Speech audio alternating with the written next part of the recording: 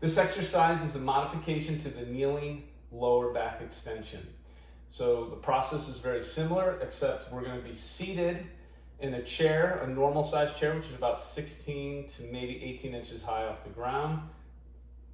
You're going to make sure that you can control your pelvis here. So if you're sitting too low, you may be more in a rounded position here, a flexed lumbar. We want to make sure we're seated in something that we can keep the pelvis neutral in the whole entire spine. So if we're looking at my body like in a hand on a clock, I would be facing 12 o'clock straight up. And we're going to move forward, lean forward just a bit, not too much, because we don't want to lose stability in the lumbar. I'm going to lean forward to say 1 o'clock or 11 o'clock, depending on how you want to look at your clock.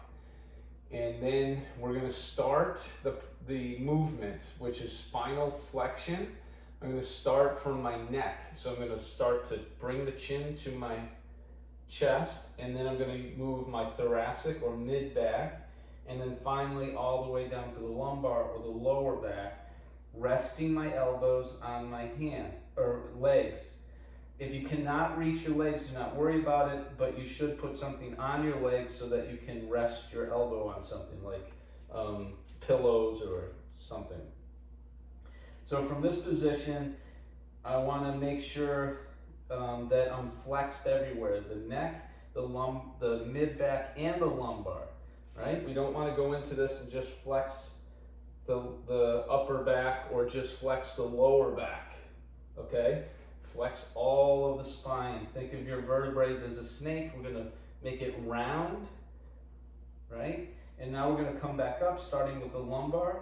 We're going to start with the lower back and start moving the spine back to neutral from the lumbar to thoracic to the cervical or the neck. Now, do not hyperextend.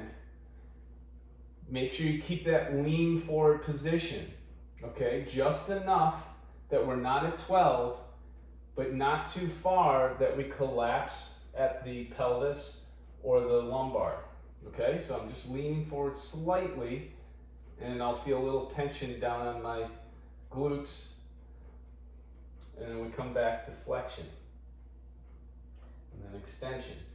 Okay, I recommend holding each position. Initially, when you first start this, if you are experiencing lower back pain, then I want you just to hold the position for about 5 to 10 seconds, and then start with the upper spine, moving down to the lower spine, rest at the bottom for just a couple seconds, and then extend lower, mid, upper. Hold for 5 to 10 seconds, and then flex back down, hold for a few seconds, come back up, hold for 5 to 10 seconds. If you are doing the holds, I'd only recommend about 3 to maybe 5 repetitions, no more.